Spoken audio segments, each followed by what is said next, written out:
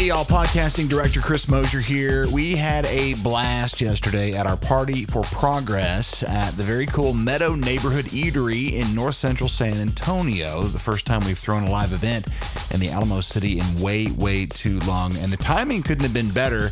We kind of threaded the needle here in the closing weeks of the tenure of Mayor Ron Nirenberg, the city's longest serving mayor since the 1980s, having been first elected in 2017, re-elected 3 times for a total of 4 terms. It was my first time personally being in a room with Mayor Ron. He's just a really easy guy to like, clearly a proven performer in civic leadership, and we're really excited to see what the future holds for him. Total pleasure. And on top of that, and really at the last minute, we managed to get some time with runoff candidate, and we believe the next mayor of San Antonio, Gina Ortiz Jones, whose military and leadership background we've covered extensively here at Progress, Texas. She made some time for us yesterday at the beginning of what really amounts to a brand new campaign against a single Republican challenger now who will certainly have the resources of the Texas GOP behind him. This is a fight she can definitely handle, but especially if all Texas progressives across the state get behind that fight. We certainly are at Progress Texas. And we also had Progress Texas Board Chair Alex Andrade jump on the mic to talk to our audience a bit about how your contributions help us do what we do here at Progress Texas. That's all coming up here. Quick shout out before we start to Austin Kaplan and the Kaplan Law Firm, Nicolette Ardiente, Shannon Hernseer, Will Judy, James Lifshitz, Jeremy Nelson, Julianne Reeves, Patricia Smothers, Holly Taylor, everyone who donated live at the event yesterday, all of you, thank you so much for your support. And last but certainly not least, we want to thank Tracy Miller of San Antonio, who is the mastermind and the lead local organizer of our San Antonio Party for Progress. Nice work, and thank you, Tracy. Here's the audio from the event. You'll hear first Gina Ortiz Jones, then Progress Texas Board Chair Alex Andrade, our conversation with Mayor Ron Nirenberg, and closing remarks from Progress Texas Advocacy and Development Coordinator Tatum Owens. Welcome, y'all. Thank you, San Antonio, and welcome to the Party for Progress. My name is Reagan Stone, Advocacy Manager with Progress Texas. Give yourself a round of applause for being here tonight. We do have a quick surprise opener, as you can see before we get started with our headliner tonight, but Gina Ortiz Jones is a well-known name among many followers of Texas politics. She has a renowned military background, having served as a U.S. intelligence officer during the Iraq War and later as Undersecretary of the U.S. Air Force. The first woman of color and the first member of the LGBTQ plus community to hold that post. She grew up in San Antonio and is the front runner in the upcoming June 7th runoff. Please help me welcome the next mayor of San Antonio.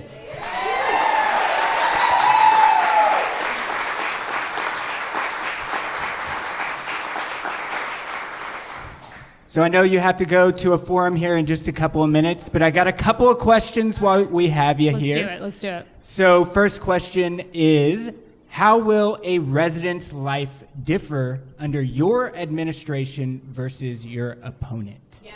So thank you for having me. I think it's wonderful to have Progress Texas here in San Antonio. They do such great things all across our state in highlighting the importance of races just like this one, right? Y'all, early voting in this race starts in just 3 weeks. Right? Wow. So we are back at it again. And I see so many wonderful folks like Barbara and Judy that are so critical to our Democratic Party here in the county that I would be remiss if I didn't first say thank you for all the work that many of these folks in this room have done. When I think about, you highlighted my military experience and certainly my most recent post as the Undersecretary of the Air Force. And those are connected more than just the service. When I served in the Air Force as a young intelligence officer, I served under Don't Ask, Don't Tell. And that was a policy where you could, frankly, raise your right hand, say, I support and defend the Constitution, but could not be open about who you were. And I remember that Air Force ROTC scholarship that took me to Boston University from John Jay High School. But I had to sign a piece of paper when I got to Boston University. And it said I would not engage in homosexual behavior because don't ask, don't tell was the policy at the time. And I knew what that meant for me. My opportunity to get education, my opportunity to serve our country, my opportunity to die for our country, all that goes away just because we didn't have enough leaders with the courage to say anybody ready and willing to serve should have the opportunity to do so. That experience was formative for me because it just reminded me that when you are in charge, make sure you are asking, who am I not hearing from?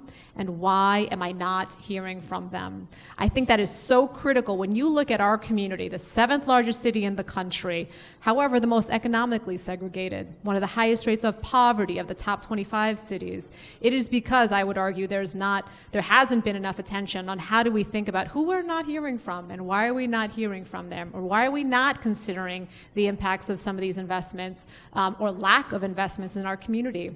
I think of that, frankly, as a young person that grew up here. I also think about that as our identity as Military City USA, right? And wanting to make sure we are as strong economically as we can be, given the critical role that we play in national security for our country. So as the mayor, not only do I bring, a record of leadership, I managed a $173 billion budget, led 600,000 people, so know how to get some shit done, Reagan. But also are going to be thinking about who am I not hearing from? Right? Who am I not hearing from, and how can we make sure we're making smart investments in the interest of our entire city? So folks can go to my website, GinaOrtizJones.com, and look at the things I want to work on in the first 100 days, right? Because even if we had a different president, even if we had a different governor, many of our challenges would be the same. They're still at the local level, yeah. Very much so. I mean, over half the kids, grades 3 through 8 in our community, not reading at level, math skills not at level, 95,000 families housing insecure in our community based on our own strategic housing implementation plan, 67,000 folks on the affordable housing wait list. And we all know if we were on 281 at 5 p.m., we'd be questioning our life choices. We sure right? would. We sure would. So it's important, I think, that we have a plan. You've got a record of delivering results, but then you also have a plan that you're going to work on. This is a nonpartisan race, but that doesn't mean no principles, right? Because I think we need to talk about economic development. San Antonio, we are the 21st largest manufacturing exporting region in the country, right? Thank you, Toyota, Navstar. 5% of our workforce in San Antonio works in manufacturing. That's $3-4 billion just in payroll. So I would be focused on, hey, how can we work at the federal and with state leaders on bringing more of really leaning into that, making sure we go up the chain. 21, let's go to 17, let's go to 14. That requires a plan. That requires we are also working, yes, with TxDOT. Right, to make sure we've got the adequate infrastructure. And oh, by the way, that little piggy bank, right, that Governor Abbott has to bring more corporations here to Texas, let's make sure we're getting enough of our cut of that. At the same time, right, and this is where it would be different, you would have a mayor that understands reproductive health care is an economic issue, right? When you tell me...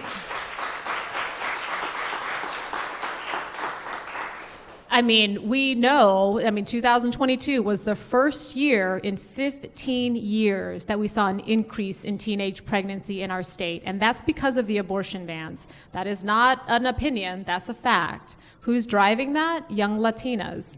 And so when I show you a map of where kids are not reading at level, or math skills are not at level, and then to show you where we're seeing increased teenage pregnancy, it's the same places. That is an economic issue. It's an economic issue when OBGYNs don't want to come to Texas. They don't want to serve here. They don't want to train here.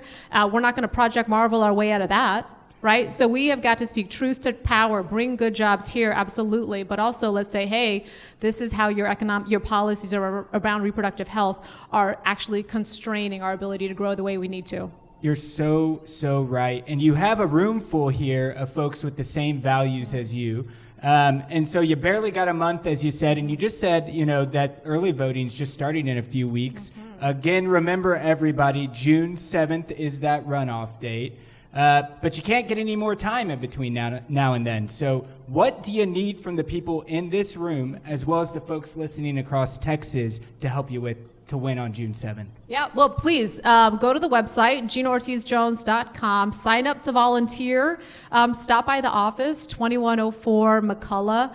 You can also go to the Good County headquarters, Democratic headquarters, and pick up some signs and what have you. We've got a great kickoff rally this Thursday, 6 to 8 p.m. at La Tuna. I'm very thankful for the support that we've gotten all across the city. We've worked very hard. Hey, I should say, my team worked so hard. So let me give a shout out to them, because 27 folks running, y'all, and we took 27% of the vote. Woo! So we're not taking anything for granted, because we know that the Republicans are focused on this seat.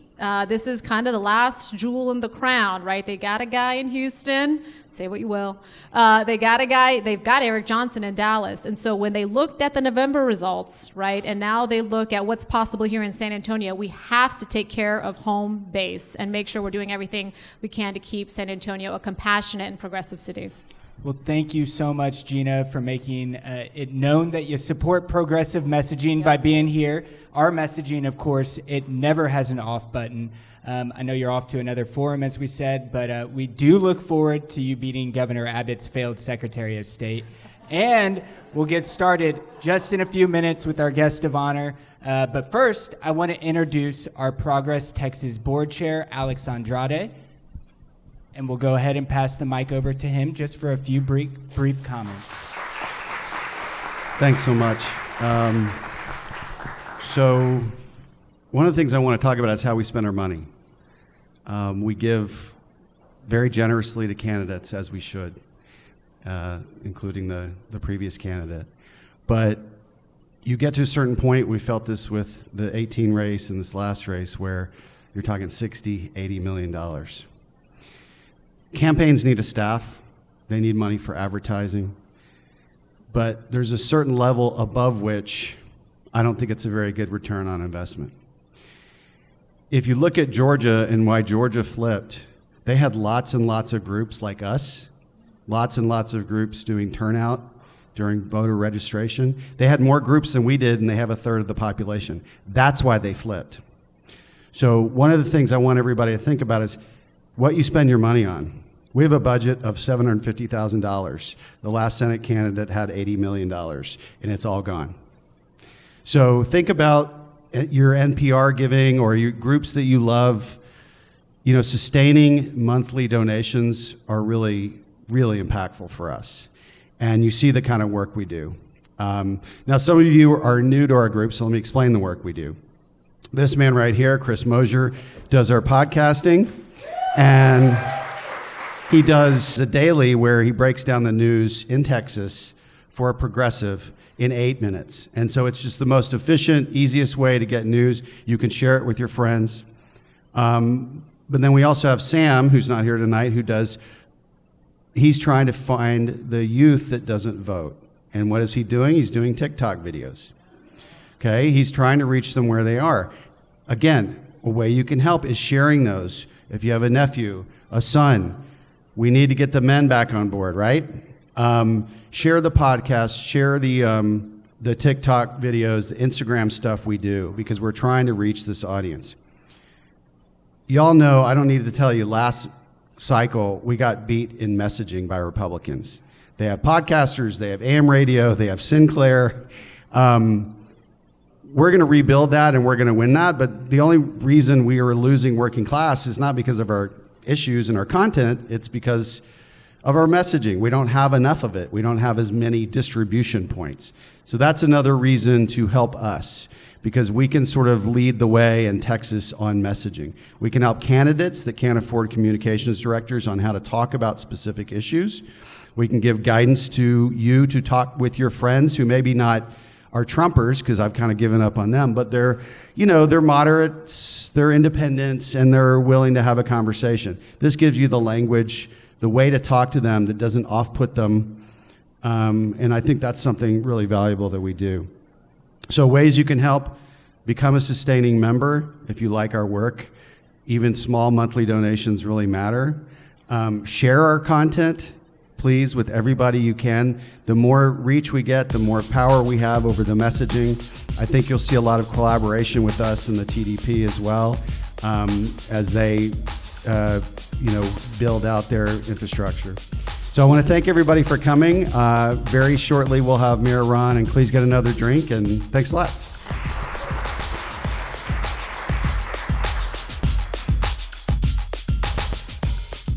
So even the mayor has to wait in traffic sometimes. We're all people here, of course. But again, want to thank everyone for being here, and welcome to the San Antonio Party for Progress and the headlined live podcast recording. Thank you again to all our sponsors and those joining us in person in beautiful San Antonio. I'm your moderator, Progress Texas Advocacy Manager, Reagan Stone. Y'all might all guess that we got a lot of capital work going on right now, and you'd be right. But you might also know that we've been a player in Saytown politics for nearly a decade. And in line with the mission to keep progressives and voters to meet them where they are, this spring we've continued by covering the mayoral elections in the Alamo City. A military hub, a tourism hotspot, and what I can remember as a kid growing up, go Churchill Chargers, beat Clark. There we go. We're in the territory. I know this is a community and family-oriented city. Our honorary guest today was re-elected to a fourth term in May of 2023, and while leading the seventh largest city in the nation, he's adopted an equity framework to reduce poverty, improve public health, and overcome historical inequities.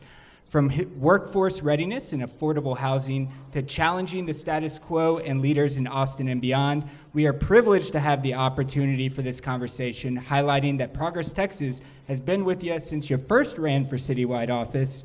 Thank you for being here today, Mayor Ron Nirenberg. Thank you, Reagan. Great to be here. Sorry again about the traffic. So first, Mayor, I'd like for those here and, of course, our statewide online audience to get to know you a little bit more. So what led you from being a general manager for Trinity University's local radio station all the way to the top office of this city? And we all know communication's deeply important to you. And so how did that background train you for being mayor?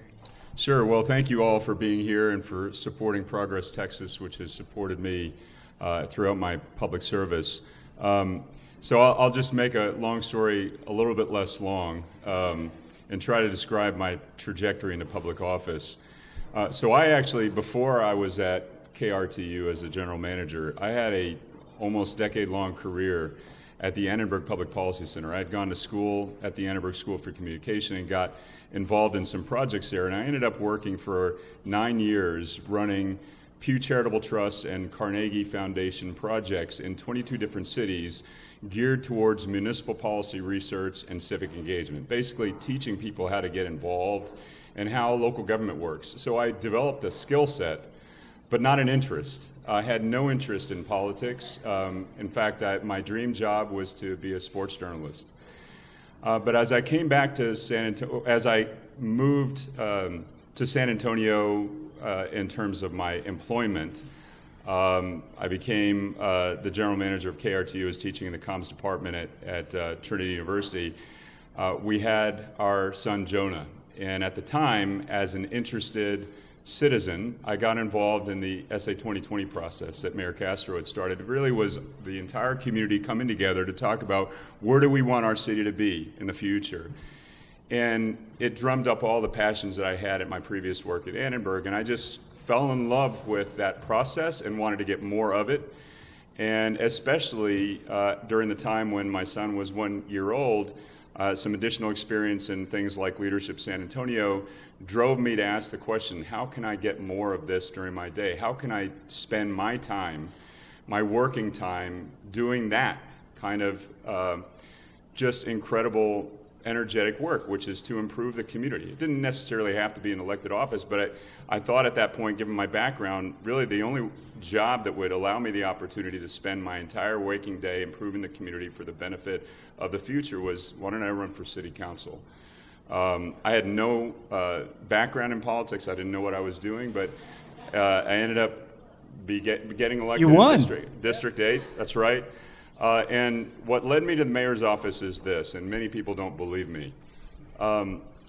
I really was focused on doing the best job I could. And as I listened to neighbors and residents of the city, I wanted to do everything I can to fulfill their needs and desires, and also make sure that we build this city into a place that my son would fall in love with in his generation. But at the time, Mayor Castro left, and I found myself divergent from the current mayor, in fact, stymied many times in doing my own job.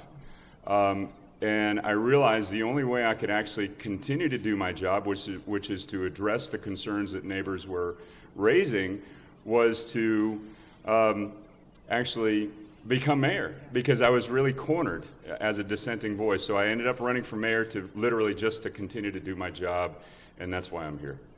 Well, we all thank you again for being here. And thank you for your service to this city. As I dive into the next question here, there's a story and a path that I'm making a connection to. We all know that Texas cities are growing exponentially, and San Antonio is feeling that pressure just as much, even before the Trump tariff tax, y'all. But your predecessors, like Henry Cisneros and Julian Castro, started a legacy of combating one of those pieces of economic segregation. They also went on to be secretaries of housing and urban development. So the point here, y'all, is housing is central to San Antonio mayors. First, do you think their connection helped in guarding affordability in San Antonio for so long?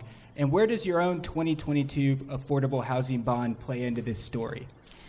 Well, as you come into office, I think voters need to understand this. We should look for people with character, because you can never anticipate all the things that are coming at a public servant. So I always look for, how does somebody make decisions? Are they character individuals? Can we trust them with our livelihoods? So housing became a huge issue in San Antonio because of some zoning decisions that were made during my first and second term as a council member. So I dove into the policy, because I have gotten a reputation of being a little bit of a policy wonk. And as I went into it, I realized there was no foundation of strategy or policy here. In fact, I got from former council member Maria Zaval, the first Latina in a major city elected council, I got a paper that Henry wrote on his way out of office saying that we needed a comprehensive housing plan for the city.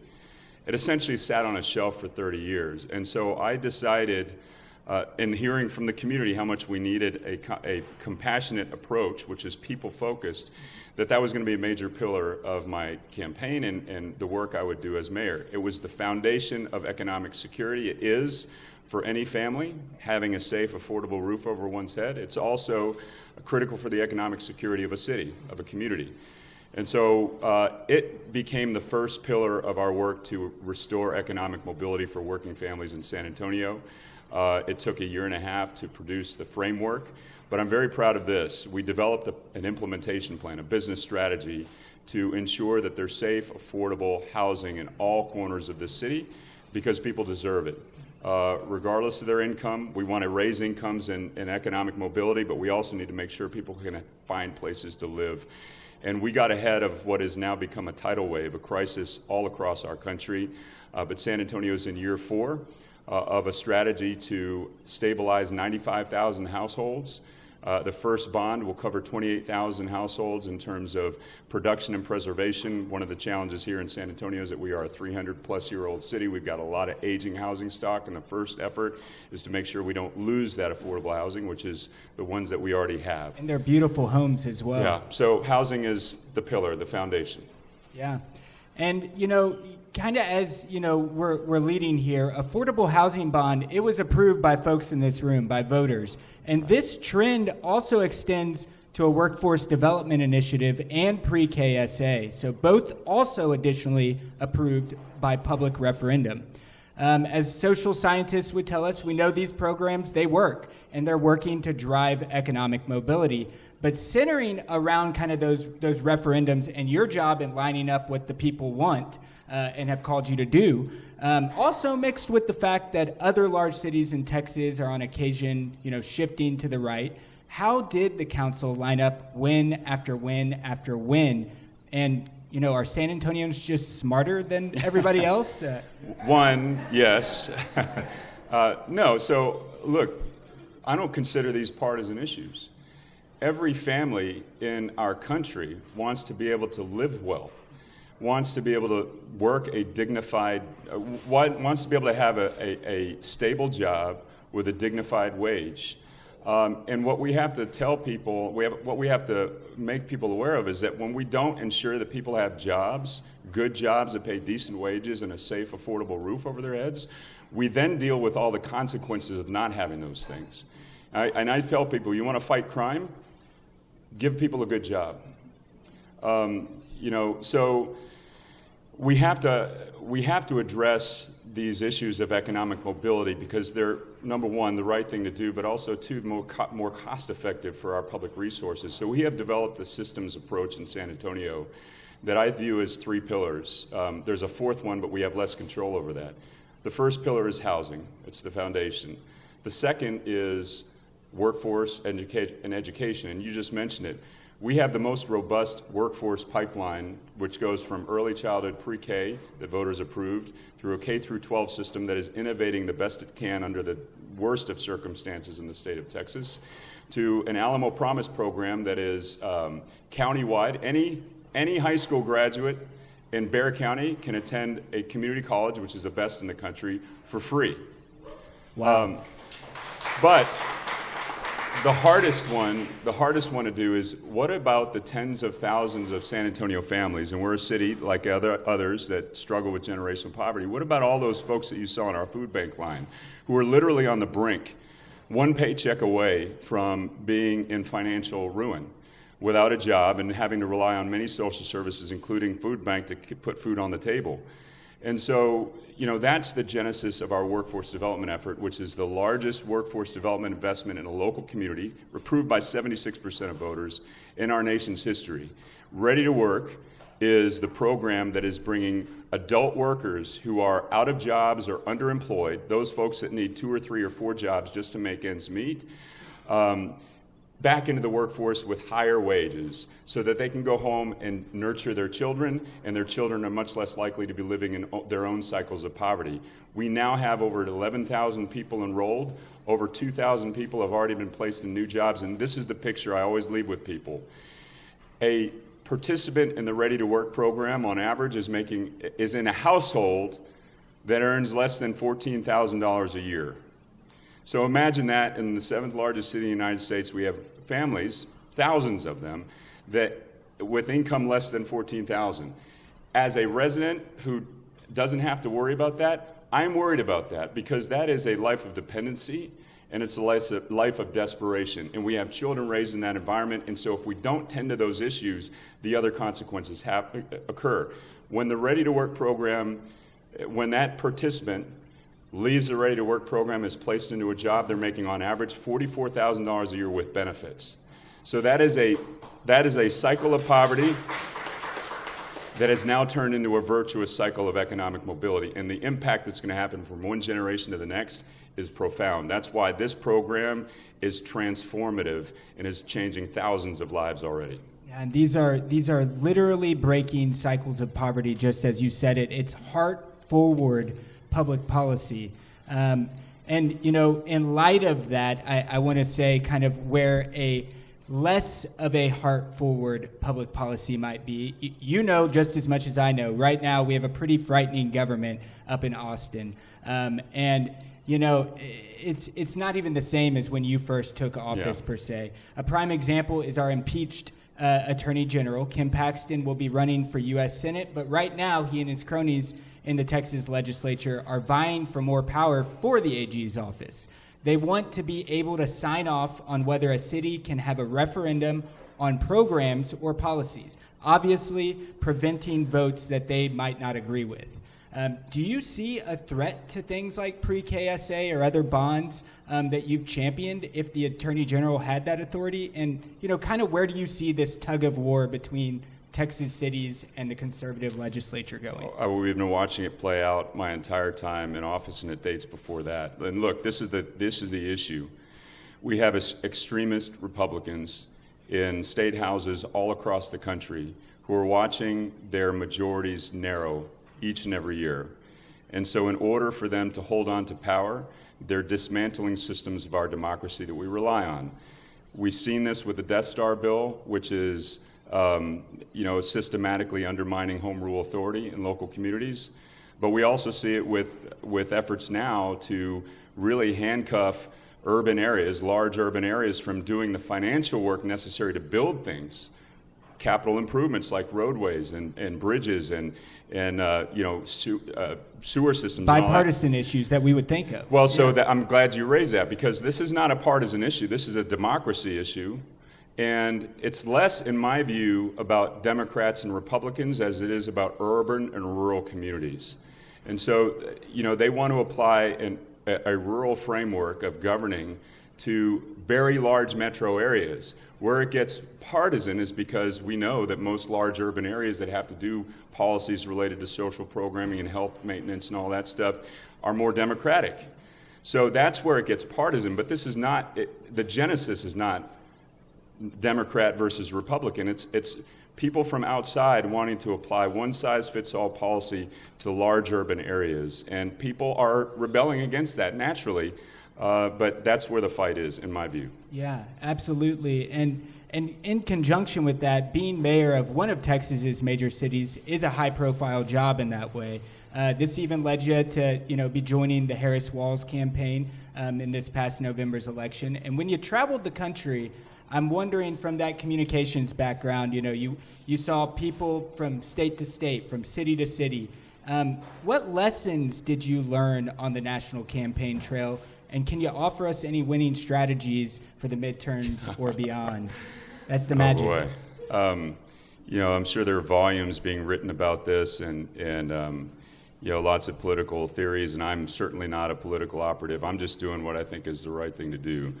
But I will say that a lot of working families, particularly middle-class families, who are not necessarily dependent on social programs that we create, but also certainly are not independent from, they have no worries in terms of wealth creation, all that, are feeling left out of our policies, feeling left out of our programs, and we need to get back to ensuring that Democrats are the party of the working family, and that and this is why a city like San Antonio is a great demonstration of that. That is how we've governed. People want to feel safe in their neighborhoods. We are doing that. We have now gotten to one of the lowest crime rates, violent crime rates in our city's history over the last 15 years. After what we've seen in the uptick post-pandemic. They also want to, again, have a dignified wage and a good job. We're doing that. We want to make sure that people can afford the houses they are living in. We're doing that. So I think if we start talking to folks where they are in terms of just wanting to live comfortably and not be, crushed by the weight of our institutions, I think we can get back to owning the conversation with respect to the economy for working families. I will also say that this is imminently doable, because if we look at the state of Texas, number one, we're not any safer as a result of the policies they're creating. In fact, nearly every violent crime incident that we see on our streets is a result of people not being able to manage their conflict and a gun being located nearby.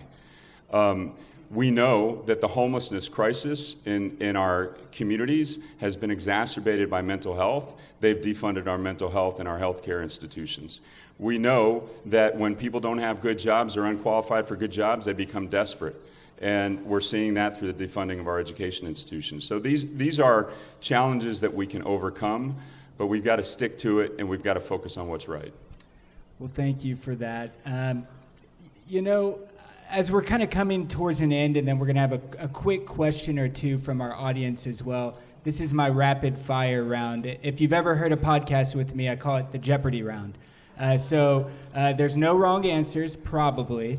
I'll take softballs for 1,000. Yes, and that's exactly where we're starting. So first up, best tacos in Texas, the Rio Grande Valley, Corpus Christi, Austin, or San Antonio? That's San Antonio. Of course. So obvious next question. Which is also part of the Rio Grande Valley. We're all part of one family here. Okay. We might have some arguments out here soon. I don't know. But next question, obviously, is favorite taco place in San Antonio? I'm gonna get in Oh, trouble. God. So let me just give you three, specifically for breakfast. He's a politician still, y'all. Carmelita's on Broadway, Mendez Cafe on the west side, and Maria's Taco, Those are really, really good. also on the west side. All West Side tacos. We got a couple of claps in agreement. Okay, a little bit deeper now. In a world of endless media cycles and high-octane politics, how do you balance work and life? Is there any hobbies outside of, the spotlight? Oh, yeah, they're hobbies, but you asked a different question. How do you balance life? So one of my mentors is Phil Hardberger, former mayor and former Chief Justice of Fourth Court. He told me you should try to balance your personal and your work life, but it'll never happen. And so I've kind of taken that to heart. So what we do is try to create boundaries. When I'm in the family zone with Erica and Jonah, create boundaries. It doesn't always work, obviously, but boundaries in life, that's something Erica preaches. I do have hobbies. I would not be able to function without my fitness regimen, so that's really important to me. I love music. It's obviously my background. And then I am a big sports and music fan, too. So San Antonio Spurs are top of that list right now, too. Yeah, they're getting there. Yeah, absolutely. They're getting back there, I should Yes, say. exactly. And we all want to thank Coach Pop here because this is just a good opportunity to do that. What a great example of the San Antonio swagger. That's exactly Coach right. Pop. Yeah. So as we're kind of coming towards an end here, I want to bring up Tatum Owens. She's our advocacy and development coordinator. And just to let everybody know, Mayor Ron is going to go do another interview really quickly and then come back and say hi to all of y'all. So don't run away. We're about to get the food out too and everything like that. But I'm going to hand it over for Tatum for a couple questions. Very cool. This thing on. Okay. I'm going to sit. Thank you, Reagan and Mayor Ron Nirenberg, for that fantastic review of progress in San Antonio. Can we get another round of applause? Thank you. Perfect. That was a good one. Thanks, y'all. We're going to pivot to a quick audience Q&A. Some of these were submitted. We just reviewed with these members of the audience.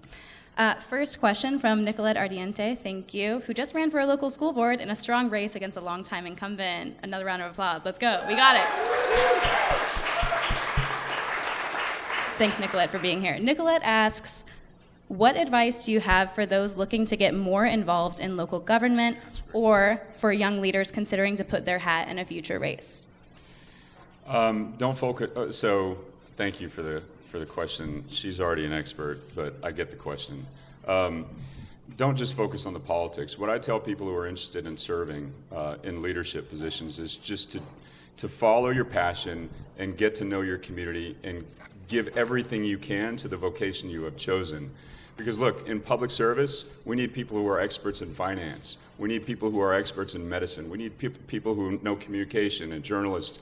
So whatever your walk of life is, business, you can find a path if your heart calls you to for public service in an elected position.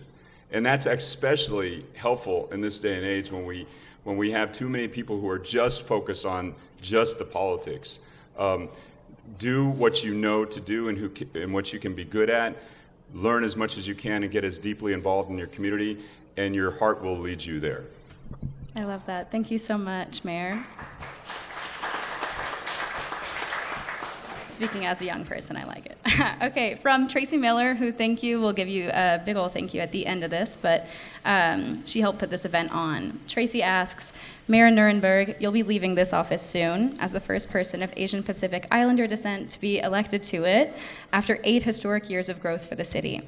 Since your first term in 2017, our city has continued to grow, as we've touched on already, at one of the fastest rates nationally at that, with us landing at the 7th largest population in the United States. As you finish up today, and largely before the runoff election next month, what are you most proud of achieving? What do you hope you're remembered for most by? Thanks. So I'm proud that I continue to make Jonah and Erica proud. That's the God's honest truth. What I would say, though, is from a policy standpoint, what I'm most proud of is that this city has had a history of some very significant challenges. But what we have done over the last 8 years with public support of every aspect of this agenda has been to change the conversation and realign our institutions and our systems towards one single mission, and that is economic mobility for every person in the city. And that sounds wonky, economic mobility. But what does that mean? It means that you can thrive in your community, that you can afford a place to live, that you feel good about where you work, that you feel safe. Those are the things that people want. Most people, I think, want that. And then they don't want to think about you. Like, when we think about our politicians, we're not doing well. We want to do the work that they sent us to do and then fade into the back recesses of their mind. And I think we've done that in large way here in San Antonio through community collaboration and alignment. But I'm so pleased and proud that through community support, we have aligned that goal. Thank you. Oh, Reagan, do you have something you want to share? Well, I just wanted to say thank you so much, Mayor. It's just an honor to get to sit up here. And I was sitting earlier speaking with my boss, our executive director, Kathleen Thompson, and I said to her that I don't think I ever, would ever think of that I would get to sit with the mayor of the city that I grew up in. And so wow. It is just a very big honor Wow. to sit with you. Hey, I'll sit with anybody who wants me to. Thanks, Reagan. Appreciate Thank you that. a lot. And Hey, by the way, when I was in District 8, I served District 8 2 terms. I represented Clark. Winston Churchill, the only 5A that is not a U.S. president, or I guess we now have Lyndon Baines Johnson's wife, Lady Bird High School as well. But folks, please help me give a big thank you to the honorary mayor, Ron Nirenberg. Thank you very much, y'all. And I'll be right back, I promise. But I gotta do the KSAT. Quick KSAT 12 interview, and he'll be right back, folks. Before we head out, while Mayor Nirenberg is finishing that up, I've just got a couple of highlights for y'all. If you don't know me already, my name's Tatum Owens. I'm the Advocacy and Development Coordinator with Progress Texas. I just have a couple of thank yous and things to know about us. While campaigns come and go, Progress Texas is the permanent home for progressive media and action in our state. First, we already did this, but round of applause again for Mayor Nirenberg tonight. He'll be back. For his outstanding legacy. Thank you again to Gina Ortiz Jones for joining us tonight, the next mayor of San Antonio. Let's go. Very exciting tonight, y'all. And to our Progress Texas team for joining us here tonight. If you didn't know, Reagan and I are from San Antonio, but all of us drove in from out of town today, so glad to be here. And to board member Alex Andrade as well. Last, especially not least, to all the event sponsors and attendees here tonight, we thank you greatly for making this happen, and stick around for a shout out in just a moment. Thank you again. At Progress Texas, I'll make this quick, our work seeks to inspire engagement in Gen X, Millennial, and Gen Z Texans, so all ages, to give a voice to a growing majority of people, more representative democracy. This is our 15th year of operations. We're gonna be having an anniversary party up in Dallas, where our headquarters is based and where our executive director is working tonight. So we're statewide tonight and always. Over the last couple of years, we've grown our board to better represent the diversity of Texas, demographically and regionally. Our staff is younger than ever, and we target all ages, trying to represent that staff inward and outward. Some other things to know before we go. We have the largest progressive presence on Facebook in Texas, so if you're not on our social media network, please check that out. And we also have a growing podcast network, which is what we're doing here tonight. This is an example of our happy hour segment. It's a 30 to an hour-long minute segment that we do twice a month, 3 times a month. We rank in the 2.5% of podcasts globally now. Can we get a round of applause? We were also ranked 1 on FeedSpot's list of 15 best Texas politics podcasts you follow in 2024. And more stats that if you have any questions about, you can come ask me, but I won't bore you with it. Just happy to have y'all here today. Definitely check out our podcasts, our long form one and 10-minute daily dispatch that we put out every Monday through Friday. And the last couple of things to know, progressives must campaign year-round. We've already touched on this a little bit. Progressive messaging must always be on. but it takes time and resources that have to match the billionaire bankroll disinformation machine. We depend on grassroots donors to keep our operations running, promote progressive messaging, and build political power. Every dollar adds up, and we stretch them, believe me. Nonprofits, newsrooms, and nonprofit newsrooms are facing unprecedented attacks. So imagine how we feel at the crux of this authoritarian agenda, one that you can fight back against tonight and invest in cutting away at the disinformation machine. Campaigns come and go, but our progressive movement is forever. And I just want to give a couple of thank yous before we finish up. Luckily, we have folks like y'all here joining the ranks with Investors in Progress, like Mayor Nirenberg, and our full list of event sponsors, including Austin Kaplan and the Kaplan Law Firm, Nicolette Ardiente, Shannon Hernscher, Will Judy, James Lifshutz, Tracy Miller, which we'll talk about in a second, Jeremy Nelson, Julianne Reeves, Patricia Smothers, and Holly Taylor. Can we get a round of applause for our event sponsors? Thank y'all. I'm seeing that food is being plated, but once again, thank you all for your generous investment. And for everyone else here tonight, please consider supporting our organization and the progressive movement by making a pledge or donation tonight. I would just ask that if you have not already, I invite you to take your activism one step further and help us keep doing what we're doing tonight by becoming a one-time or regular donor. To Tracy Miller specifically, thank you so much for helping us get here tonight and inviting all of your friends. Thank you so much. Yeah.